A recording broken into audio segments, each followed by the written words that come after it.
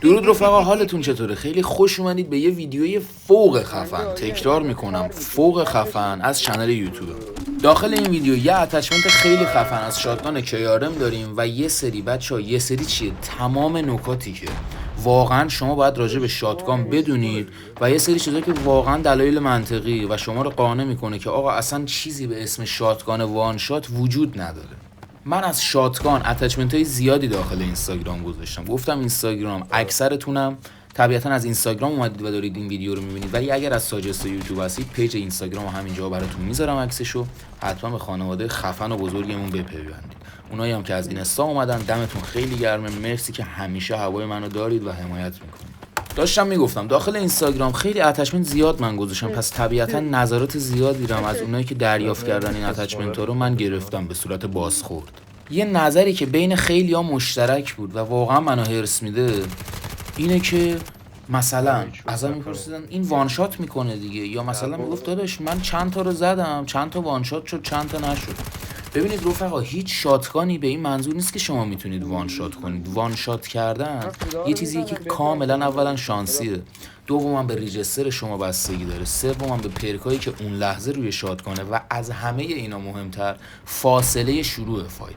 همه اینا رو دونه دونه در ادامه بهتون تو مپ تمرینی کاملا توضیح میدم.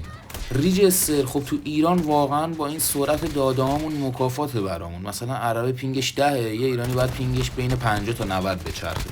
40 تا بچه‌ها، اونم بین پینگ 10 تا 50، 40 تا اختلاف واقعا زیاده. شاید برای شما روون باشه بازی، ولی وقتی یکی که پینگش 10 رو بروتون قرار بگیره اون موقع میفهمید چه خبره. ریجستری رو میشه اوکی کرد. اولین راهش خرید مودم و اینترنت‌های گیمینگ، همون وای فای خودمون. یه سری هزینه ها داره ولی خب حالا میارزه دیگه واقعا. راه آسونتر و کم هزینه ترش خرید دی ان اس. ببین دی ان اس دو بخش داره، تخریبی و سالم. دی ان اس تخریبی وقتی شما استفاده کنی حریفت بیاد نزدیکت بلافاصله پینگش میره 200 و این واقعا نامردیه. اگر هم 1% از اینا استفاده میکنید نکنید بچه‌ها. تنها کاری که میکنید نوب بودن خودتون رو میرسونید و خراب کردن بازی بقیه. نوع دوم دی ان اس های سالمه، همون سرور گیمینگ خودمونم بهش میگن. ریجستر تو اوکی میکنه، هیچ، تکرار میکنم، هیچ افزایشی رو سطح بازی، دقت ایمت، موومنت نداره. فقط ریجستر و سرعت انتقال دادات و خوردن تیرات به انمی قوی و بهتر میکنه که واقعا من خودم پیشنهاد میکنم. الان ندارم ولی خب یه مدت استفاده میکردم، راضی بودم و خوب بود. حالا بریم سراغ مپ تمرینی و یه سری توضیحات کامل‌تر. تو اینجا بچه هدفم اینه یه سری نکات رو بتونیم به این فاصله هایی که مشخص میکنم دقت کنید. اول از پشت اون سایه و بعد از پشت اینجا میخوام شات بزنم که شما ببینید تفاوتو. ببینید هدف مشخص کردن فاصله است. الان از این فاصله که ما شات بزنیم پخش شدگی تیرا رو دقت کنید، خیلی پخشه. خب اما یکم که میای نزدیکتر میبینید جمع‌تر میشه. خب این طبیعتا به خاطر اندازه و برد اون فاصله است. نزدیکتر که میای دیگه کاملا جمعه. حالا چه اتفاقی اینجا میفته؟ یه وقت ممکنه رفیق شما از این فاصله فایتتو شروع کنی و به انمی شات بزنی و پیش خودت بگی چرا وان شات نشد.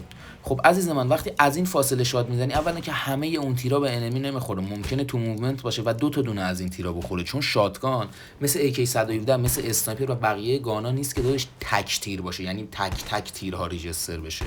وقتی شما یه تیر با شاتگان میزنی 10 تا 15 تا تیر همزمان شلیک میشه. هرچی این تیرا بیشتر به انمی بخوره خب طبیعتا احتمال وان شات شدنش بیشتره. ببینید دقیقاً مثل همین صحنه. الان فرض کن تو موومنتی یه شات اینجوری میزنی، چند تا دمیج داد؟ 24 تا. حالا یه دونه شات با دقت‌تر میزنی، 240 تا دمیج داد. اینا جفت شاته بچه‌ها، ولی یکیش 24 تا دمیج داد، یکیش 240 تا. چرا؟ چون تو اون 240 تا تقریبا همه تیرا به انمی خورد. شما ممکنه داخل فایت طرف تو موومنت باشه بزنی 2 تا تیر فقط بخوره به پاش. خب اینم میشه شات، ولی وان شاتی صورت نمیگیره. پس یه بار دیگه دلایل مهم وان شات شدن و اینکه شما احتمال بیشتری داشته باشه وان شات کنی رو ذکر کنید. پر اهمیت ترینش فاصله شروع فایته که قبلتر بهتون همین چند ثانیه پیش توضیح دادم یعنی چی. بعدش سرعت انتقال داده ها و ریجستر تیرتون، همون سرعت اینترنتتون. و از این دوتا گذشته پرکایگان. بچه‌ها 50% کار پرک و اتچمنت. چرا میگم پرک؟ الان اینجا رو نگاه کنید. پرکایی که ما برای شاتگان نیاز داریم و واجب روشون باشه، یعنی از همه بهتره چیاست؟ لانگ برل، لانگ رنج و فست ایدیاس. لزوما هم نیاز نیست لجندشون رو بندازی. چرا؟ چون لجندش کمتر گیر میاد دیگه. از همون حتی عادی و اپیکش هم شروع کنی کفایت میکنه تا حالا تو مپ بگردید، لوت کنید و لجند پیدا کنید. ببینید الان اینجا وقتی من تیر میزنم از همین فاصله حتی ببین چقدر جمع‌تر خورد. از این فاصله که دیگه تقریبا همه تیرا چسبیده به همن.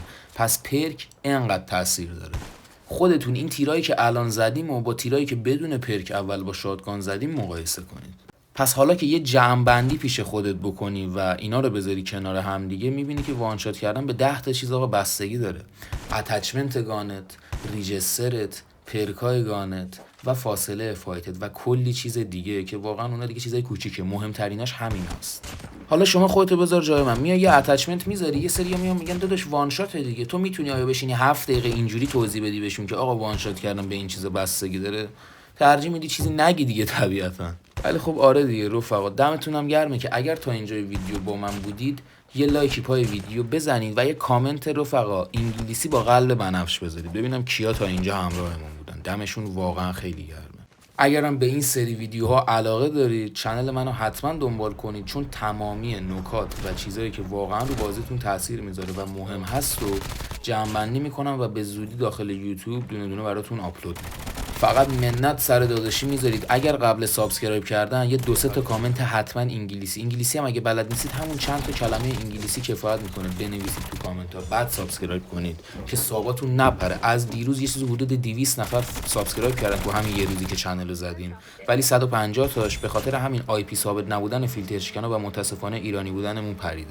بریم سراغ این کیارم روانی پسند. بچه‌ها نکاتی که گفتم رو رعایت کنید و ریسکاشو بپذیرید. اگرم شاتگان پلیر باشید این شاتگان 90% اوقات وان شاتو میزنه براتون. پرکا روش باشه که اصلا روانیه. مثل این صحنه میبینید دیگه، به هر کی یه دونه بیشتر نمیزنم. این لامصب وستش شکست، نایفه هم روش ریجستر نشد، مفرمون کردم. ولی برگشتم چقدر هلو اینا رو دادم لابی. اولی یه موومنت، یه میسزش، دومی یه موومنت به عقب، یه هیپ، تمام.